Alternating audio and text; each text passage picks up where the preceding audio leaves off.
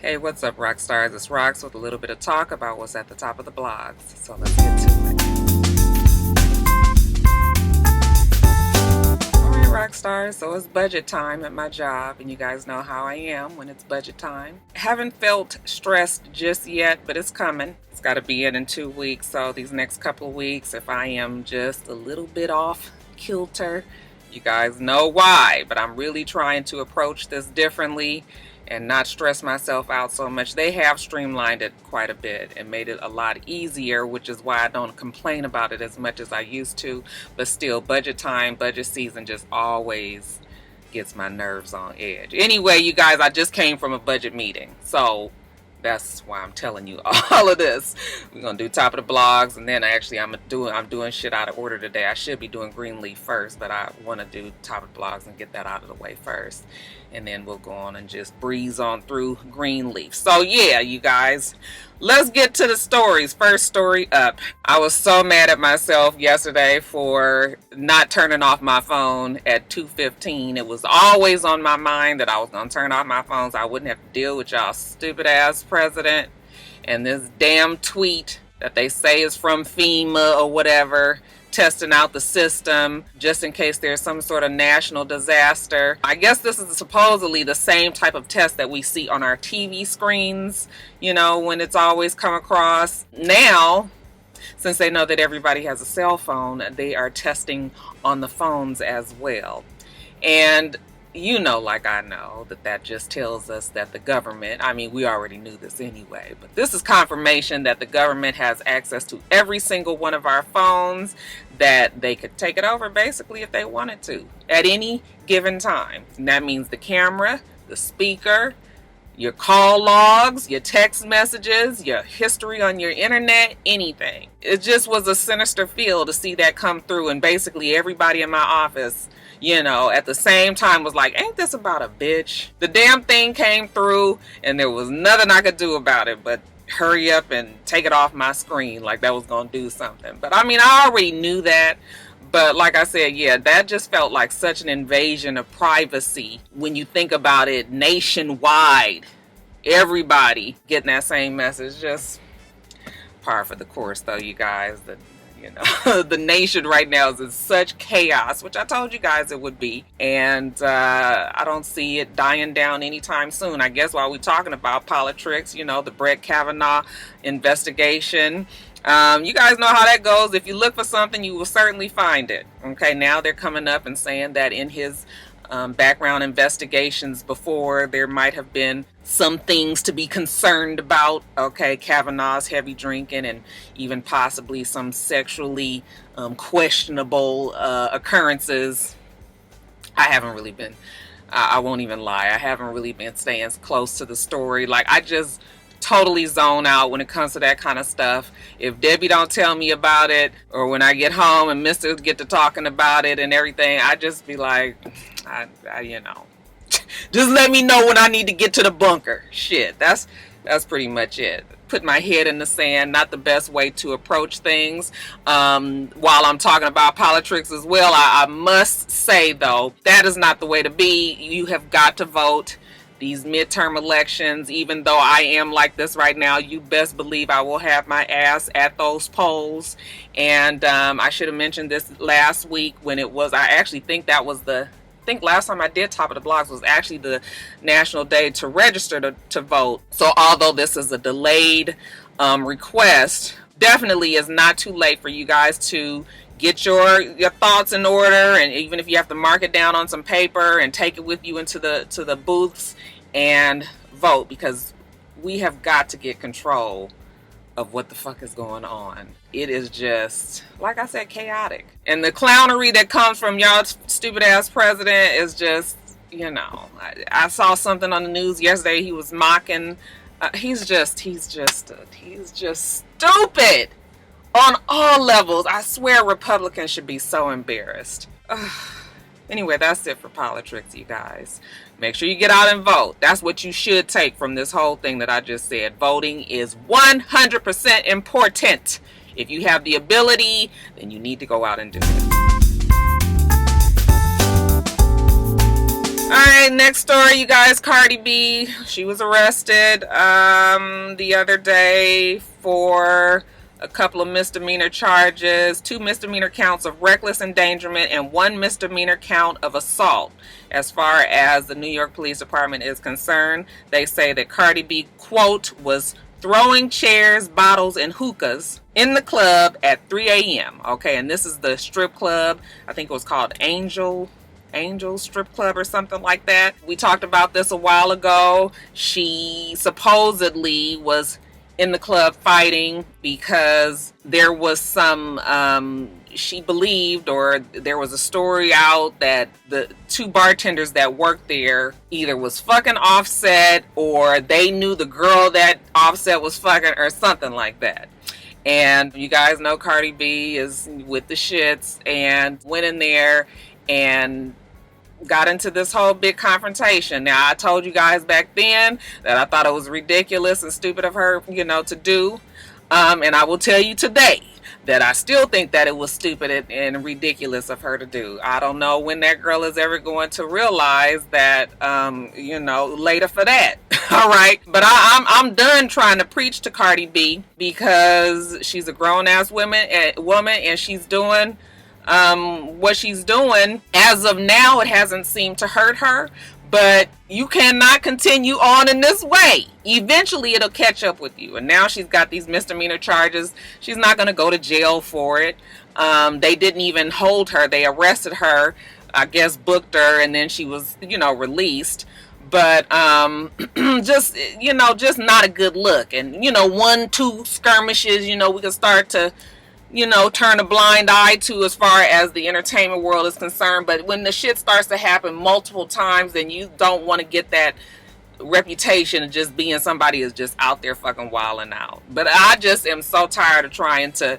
I already told you guys, like, I like Cardi B, but from a distance. It's just from a distance. When I see her and she looks great, the stylists love her and the designers love her, and I can look at that and I can appreciate that, and I love all of that for her. But as far as all this other shit, yeah, it's just like, no, Cardi, no. And hopefully this is going to be an eye-opener for her. Now, we cannot ignore either that people are saying that Offset is, for somebody like a Cardi B, he probably was the worst thing that might have happened to her career anyway. Now, if she's in love with a man, that's fine. But as far as her career is concerned, if she going to be out here fighting every bitch that nigga is around fucking, you going to be fighting every day. Because, it looks like that Offset does have a wandering peen. And Brand New Babies don't stop that. Not surprising, because he's an entertainer. He's a rapper. Migos, they're the hot group right now. Everybody's got their eye. I mean, you don't even have to be really hot these days. And there's always a bitch that wants your man. So just imagine it on that level. And then for Cardi B to be the type that want to go out and fight everybody that she believes is fucking Offset. I'm just like, girl, you gonna be fighting a losing battle there. So I just would like to see her do better, but it doesn't seem to be affecting her bag.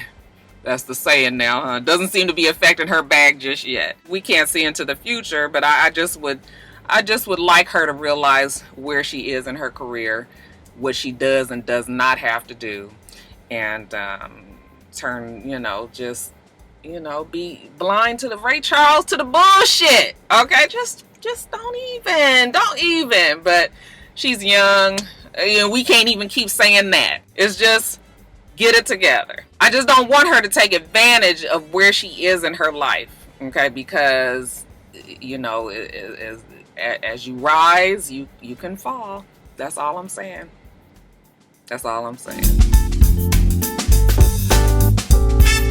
And then, you guys, Kanye West. I'm not going to talk about Kanye long. Okay, I've tried to get on here and reason about Kanye. You guys know I usually have some sympathetic or empathetic feelings for people who have mental conditions. And, I just really try to see both sides. But in this case, I'm just so done with Kanye. I'm so over Kanye. I'm so sick of Kanye. Do I believe he has a mental illness? Definitely so. But I think he has a lot of things piled on top of that. I think he's a narcissist. I think that he has this God complex. I think he's off his medication. He's wilding. I also believe that he's trolling. It's just so many things to Kanye that that I don't have the energy to try to explain anymore, and I'll just go on and take my L right now, because all you guys was like, Roxanne, you just need to fucking leave Kanye, you know, where he was. And it's hard for me when I've liked somebody for a long time, but I'm just over it. And to tell you the truth, I feel sorry for the Kardashians, because I don't think they even knew that the nigga was gonna be this crazy. And now I don't know if, you know, I don't see Kim Kardashian as fair weather. You know, they've been through some things in their relationship, but you know, it's just gonna be like, how much more even are they gonna be able to take of that? The things that he says, I know that they can't like a lot of the things that he says. You know, they just have to be quiet because he's Kanye and he just gonna do what the fuck he wanted to do. But yeah, he's just so tiring and draining, and like I said, I will never try to explain it. You know, I would like for him to be better and get better, but as far as me, you know, I won't do that to you guys again. I won't talk about him for no longer than this minute and a half, two minutes that I have. Okay? Yeah.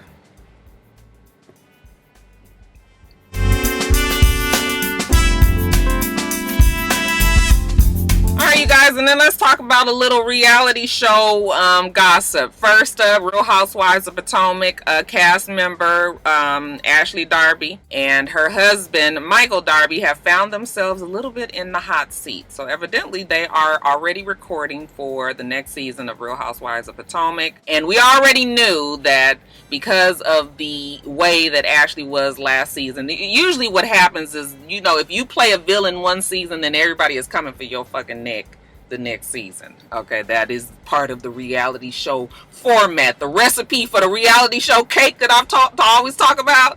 Okay, so even though in this situation it doesn't sound like it's anybody necessarily coming for Ashley and Michael, but it seems that Michael, in all of his bisexual tendencies that they like to keep under wraps, he has supposedly was not able to control himself, and all of the juicy lusciousness of one of the cameramen's asses.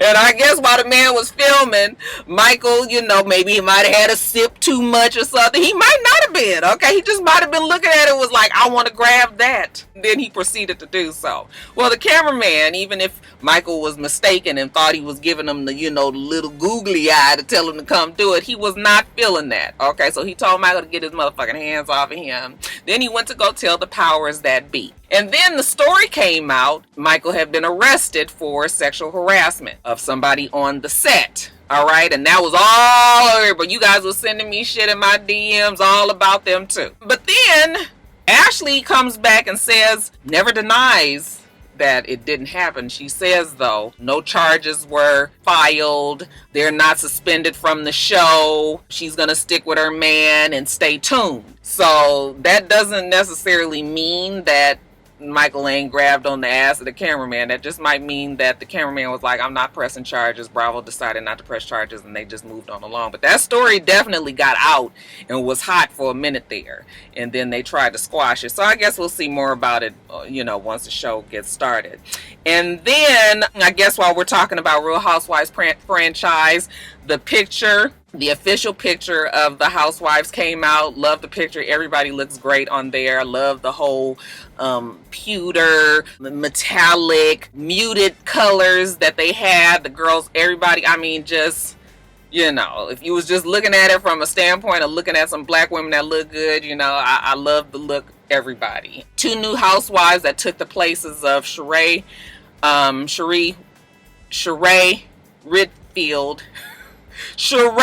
Whitfield and Kenya Moore, okay, which still kind of breaks my heart that Kenya's not there, but you know, we just got to move on. Is Eva Marcel, which I knew that she was going to be back as the housewife. She was, you know, she did well last season. I figured they were going to give her a peach. And then, of course, newcomer, what's her name? DeVoe. Ronnie DeVoe's wife. Okay, I hate to be, you know, labeling a woman by their husband's name, but right now I can't think of her name. It's something like Shawnee or Sean. It's gonna be on the screen, y'all. Just charge it to my head, not the heart. So and everybody is talking about how much they love her as a Real Housewife. So she is the perfect combination of spitfire and sassafras and a little bit of mess. And Ronnie comes in as like the new Peter, okay, 2.0, okay, a little bit too involved. All right, he's a celebrity, has a big ego, all of that put in together. They say they just love her and that she was perfect, and they had to have loved her because she didn't even get tested last season. For her to come in on this new season and already have a peach, even Eva didn't get a peach last season. So they obviously must really love her, and she might bring some much needed fresh something to the show, since Kenya won't be there, Sheree won't be there, Kim won't be there. Marlo is still a friend of the show, and I think that other girl that they were trying to test, I think she's probably going to be a friend of the show, who didn't really make the cut, but we saw her and all of them kind of hanging out originally. Yes, I saw the trailer, and the trailer looks good, and it's a whole bunch of clips and arguments that we see happening, we thinking is between two certain people. You guys know historically that's never what the case is. By the time you actually see the whole show play out, then you realize that it's just editing, and they've made it look like certain people were fighting when they weren't even fighting.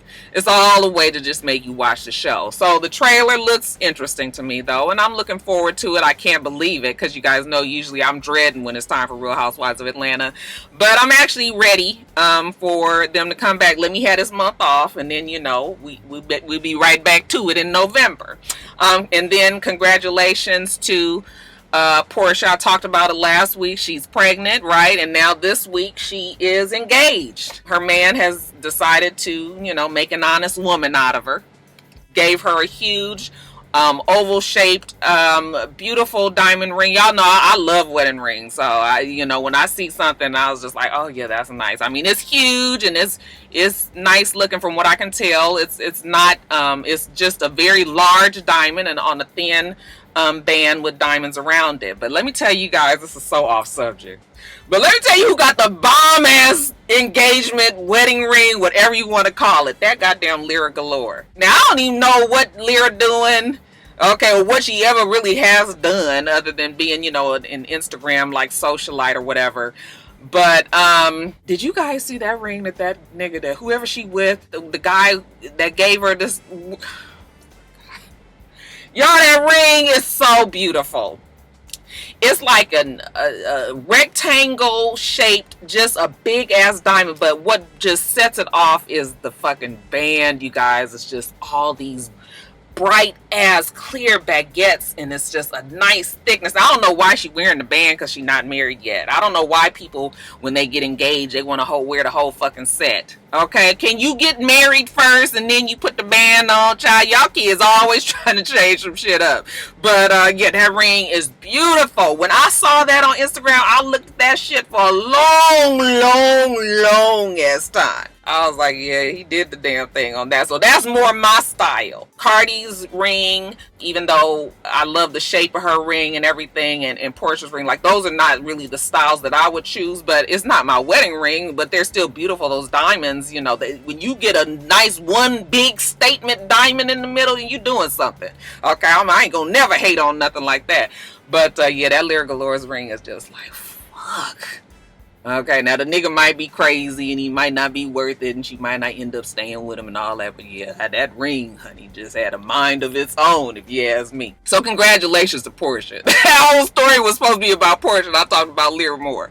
But congratulations to she and Portia and her man. I'm happy for Portia. Okay, it looks like this is going to be a good season for her on Real Housewives. And then let's switch over to the Love and Hip Hop franchise and talk about Diamonds and Pearls and Lyrica on The Breakfast Club and on Wendy Williams. And the interviews were very similar, even though Breakfast Club went way more in depth. It was a cool interview. I never really had a problem with Diamonds and Pearls and Lyrica until this season. Once you were able to kind of sit down and listen to them talk, you realize that they're actually still a pretty cool couple, but they definitely got caught up in the machine.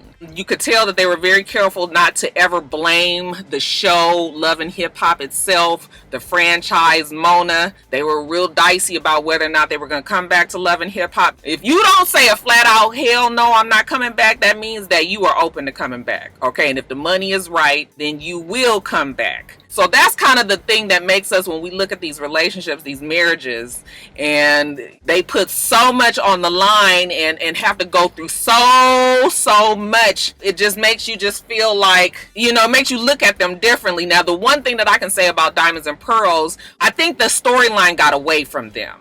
Okay, and I think that they kind of all had agreed that they would play up this, Lyrica cheated story, but it wasn't going to, or they were going to talk about their problems in their marriage, but it wasn't going to be to the point where she was supposedly have fucked Safari. I think that K. Michelle and Safari kind of cooked up, or K. Michelle kind of just ran with this story, and it could have just been by something that Safari said, just out of turn, joking around or whatever. But I feel like K. Michelle is really the one who took that story and just blew it up. And from then on, they didn't have control of that storyline, and it just every day got bigger and bigger and bigger. But the reason why I say that it seems like they are not over the show is because if that had been me, ain't no way that I would have been able to talk to no Ray J. He was saying, Diamonds and Pearls was saying how him and Ray J had a few conversations. They good now. Lyrica saying that she's good friends with Princess. She's best friends. All these new fucking best friends. Honey, I'm my best friend. I've been knowing my best friend for fucking 33 years. All right. Now all these 2-year new friends and shit. Not all of them are terrible, but I don't trust, my new friends like that anywhere near much as I do my, my closest friends that I've grown up with, and, all of that. People use best friend terms way too loosely now. But ain't no way I would have been able to talk to Ray J no more. Okay, and even though Lyrica, even though Princess didn't do anything, me as a woman, I would have had to hold Princess off. I'd have been like, we cool and everything, but your husband is a fucking asshole. So I'm going to have to quit fucking with you, really, other than I'm going to be cordial. I'm going to say, hey, girl, what's up? And give you a hug and maybe sit down and even talk to you if I see you out or something. But, we ain't best friends no more. Okay? Sometimes relationships will fuck up your friendships. Just as collateral damage, and that would have been right there. That would have been a collateral damage situation for me. I would have been over it. So that's why I'm just like the fact that they're able to kind of talk to people and try to work it out, and now be friends, and still don't have no issue really with Mona or the franchise itself. Just the few people that's on there, it makes me that makes me believe that they want to be on the show, and they probably will be back. But they admitted they have had cheating issues in the past. For that 1 month, the story's still a little bit fishy. It was just like, it was 1 month and y'all just commenced y'all didn't even give no time. Like, you cheated in 1 month and then you was back together. So, you start to listen to that and be like, yeah, it was more problems going on. But they've been together 7 years, almost 8, y'all. What I tell y'all about them 7 years? But, they've decided they're going to work it out. They're together. I think I like Diamonds and Pearls more than I actually like Lyrica. She just seems to be like ditzy to me. But, or maybe immature was the word. It's like just time to grow up. But I do believe that storyline got away from them. And I just think that they now have to just be in a reaction type of mode instead of, controlling their own narrative. So that was it. It was a pretty cool interview. What was you guys' take on it? What did you guys think about it? Did it make you like them a little bit more, or just remember that you did like them in the past, and now, now that you got a little bit more clarification, do you feel a little bit differently about them? Y'all let me know what y'all thought about all of that. Real Housewives of Potomac, Atlanta, and Love and Hip Hop Hollywood, Diamonds and Pearls, and Lyric, and all that. So they're saying that the Cobb County District Attorney's Office is trying to decide whether or not they are going to arrest Birdman and Young Thug in the involvement of the shoot-up. Remember, Lil Wayne's tour bus was shot up in 2015. If I remember this story correctly, there were 2 tour buses, or there may have just been one, but Lil Wayne was not on the bus. The bus was shot up, and it was known that that was Lil Wayne's bus, but he was not on that bus. And it came at a time when it felt like there were all these threats against Lil Wayne. Remember, they were calling the police to his house in Miami, and saying that, you know, there was shooting there, and they would block off the whole fucking neighborhood and had a SWAT team there and everything. And then, you know, Lil Wayne and at the house, you know, watching the game, like, what the fuck going on? You know, everybody come rushing in. Remember that was going on. That had happened like 2 or 3 times. And then this bus shoot up. So then it was sort of looking like it was like a premonition, or it was a warning from somebody that they was going to try to get him. Anyway, that bus got shot up. Now they're saying that Birdman and Young Thug might have been involved. Now they arrested a Jimmy Caltrin Winfrey, better known as Pee Wee Roscoe. Mr. Wee, they say that he is the one that shot up the bus. He pled guilty, and they gave him 10 years in prison. Okay, he is in prison right now.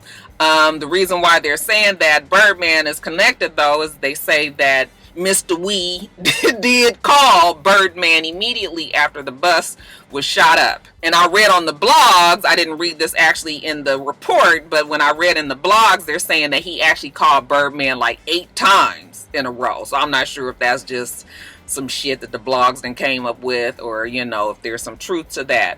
But, you know, if you did it right after the shoot up, it just makes you wonder, like, are you calling trying to get, you know, hey, I did it, or, you know. So I'm sure that raised an eye. They're also saying that Young Thug had posted some threatening type of message a few days before that shooting, and that he actually happened to be in New Orleans at the same time that the shoot up went on, that he was performing and he got booed off the stage. Remember, he was going on and on about he was about to have the Carter, he was about to release the car. I mean, they was tripping. Birdman and Young Thug, you know, they was tripping at the time. So, okay, so Mr. Wee in jail, right? Now they're saying that, or they released a recording of Birdman talking to him in prison. Birdman saying some shit about, you know, you need to get out and get this money, okay, strictly business and all of that. They're trying to say that that is Birdman telling him he need to get out so he can pay him his money for shooting up the bus. And I'm sorry, you know, even though the story sounds strange, like I need to have that whole conversation. That didn't make it seem to me anyway that Birdman was confessing to any type of shooting or paying him for anything like that. You guys know we have to have the full context of the conversation. We can't go off of something like that. And I actually thought it was kind of messy for the news to even release just that one little splurb of conversation when, you know, we need to know more. Plus, I would like to think that Birdman, even though he's a millionaire, that he is still street smart enough to know that you don't be saying no shit like that on the fucking phone, and you know the nigga in jail and they listening. Like, he has to have more sense than that. You know, so something just tells me that there's some trickery going on here and that they're trying to switch that shit up. And then there's another part of me that just doesn't want to believe that Birdman would do something like that to Lil Wayne. Like I said, Lil Wayne was not on the bus, and they may have known that if he was involved and maybe was just trying to scare Lil Wayne into some kind of something. I mean, you know, that story runs so deep. But in my heart, I just would hope that with everything that them two have been through, and, you know, them coming up together and all of that, like, and their relationships, and I mean, this shit goes deep. They have families, you know, godparents and godkids, and, you know, taking care of each other's family. I mean, it's different. And I mean, my heart would be broken for Lil Wayne if he found out that that's really what Birdman and them was trying to do. They put the story out and said, you know, they thinking about doing it. Sort of seems irresponsible to me, and that they just trying to make it look worse for Birdman and them, but I guess we'll see. But it's been a lot of whispers around that shooting, and always kind of talking about Birdman being involved. We'll see. Oh, and speaking of Lil Wayne, how you guys like the Carter 5?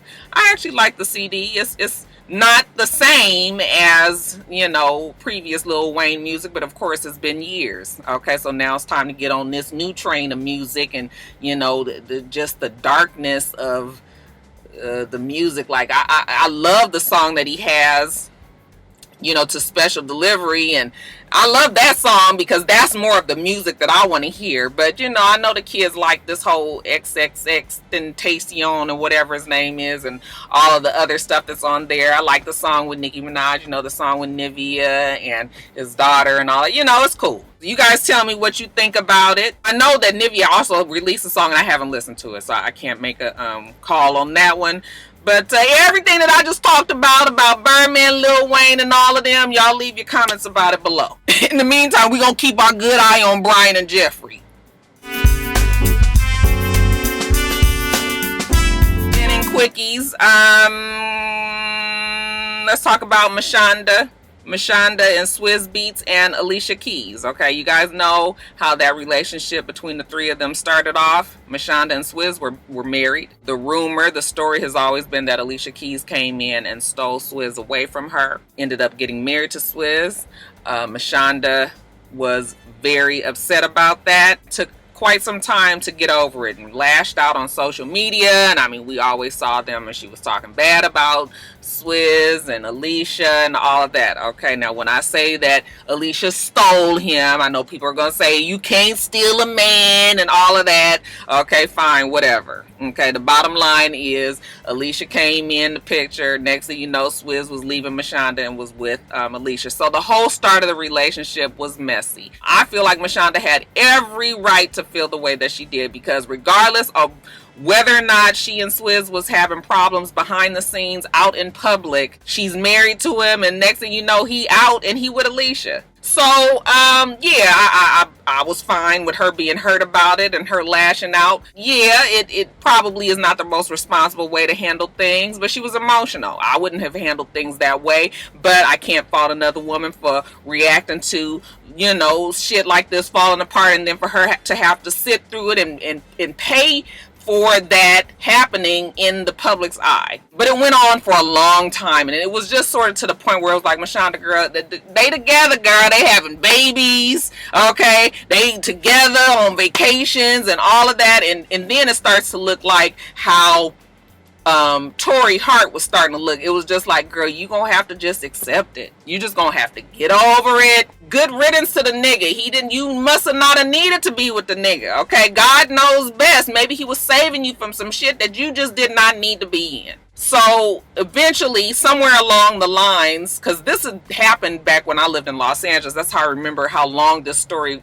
how long ago it was when Alicia Keys and Swizz, first got together.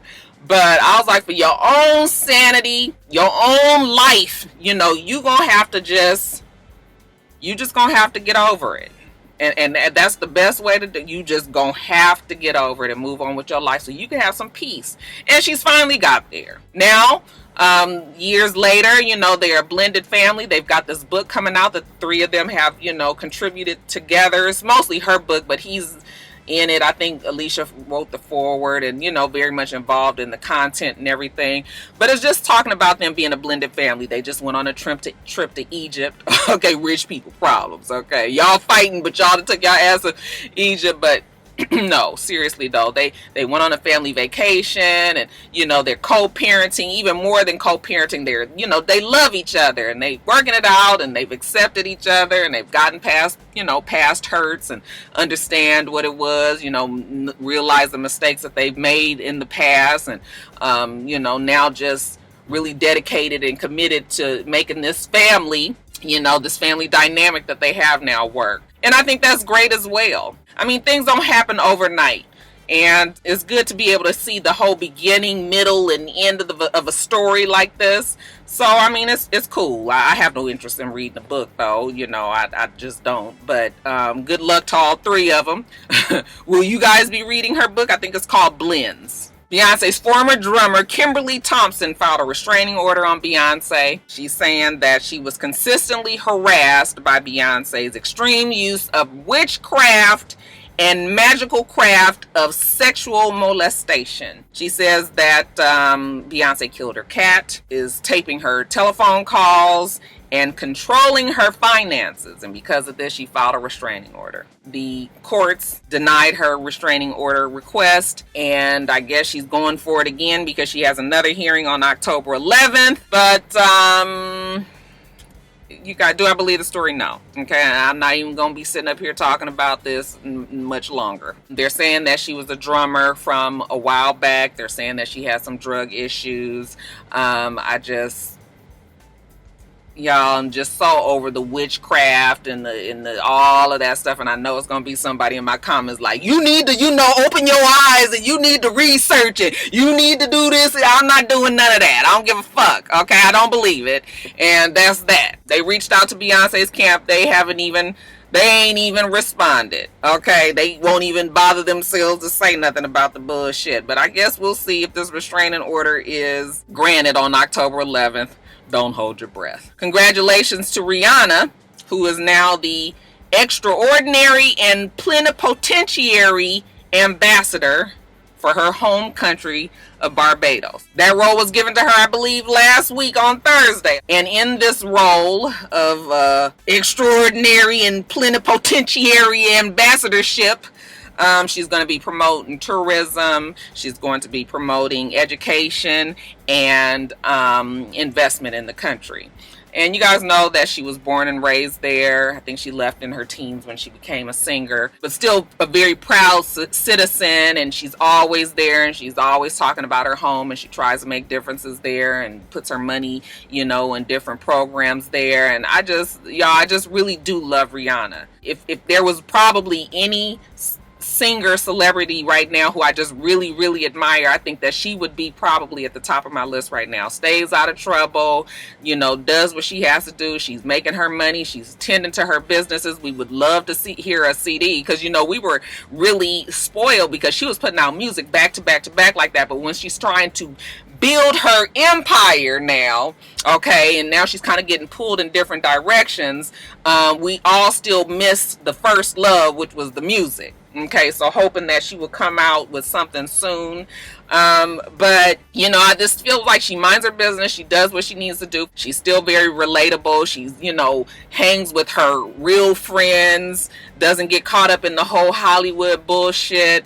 I just really like her, and am very proud of her as a Black woman. And I just want to hope to see her continue to grow in that fashion and just stay out of any of the drama that she just doesn't need to be a part of. I do know that she's part of one of the many celebrities who have been having to deal with these celebrity break-ins in California and Los Angeles. I thought that it was only San Fernando Valley celebrity homes that were being broken into, but now it looks like the ring, and I think I saw the other day that they believe that they have caught the ring that was responsible for it, but we'll see. But anyway, this ring was in San Fernando Valley. They was in Santa Monica Hills, Hollywood Hills, because I know Rihanna don't live in San Fernando Valley. But it was Christine Milian, it was Shawnee O'Neal, it was Rihanna's been hit a few times. We've just been hearing about all these different celebrities' homes getting broken. It's just crazy. Celebrities such as a Rihanna, I would really think would have a 24/7 security around their home, but obviously not. Okay, but whoever is breaking in these homes must know that these people are just out of town and not nowhere around. But that ring gonna find their ass getting killed. Okay, because you ain't just breaking in just regular folks' houses. These people have the means to put security out there that could actually kill you. And then, of course, it's probably, some... Let me not keep it that real, y'all. I'm just going to hope that they catch the motherfuckers, because you guys know it's a special hate in my heart. Okay, for people who break into your house and steal the shit that you have worked hard as fuck for. Even if they thought that it was trash, it was your fucking trash, and then these motherfuckers come in there and steal your shit. Ugh. Don't even get me started. You guys already know. Do not get me started. So, yeah, I hope they catch them. But like I said, back to the positive story. Congratulations to Rihanna, who, again, I like saying this, is the extraordinary and plenipotentiary ambassador to Barbados.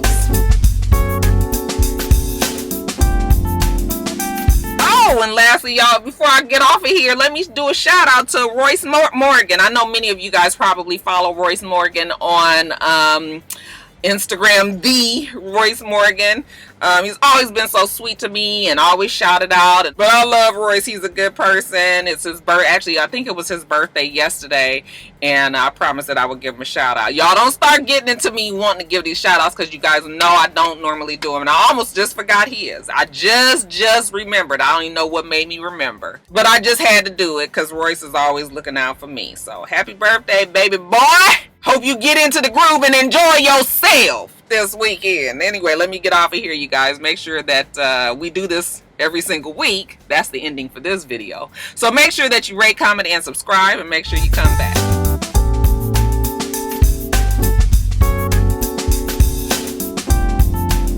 Until next time, rock stars. Bye.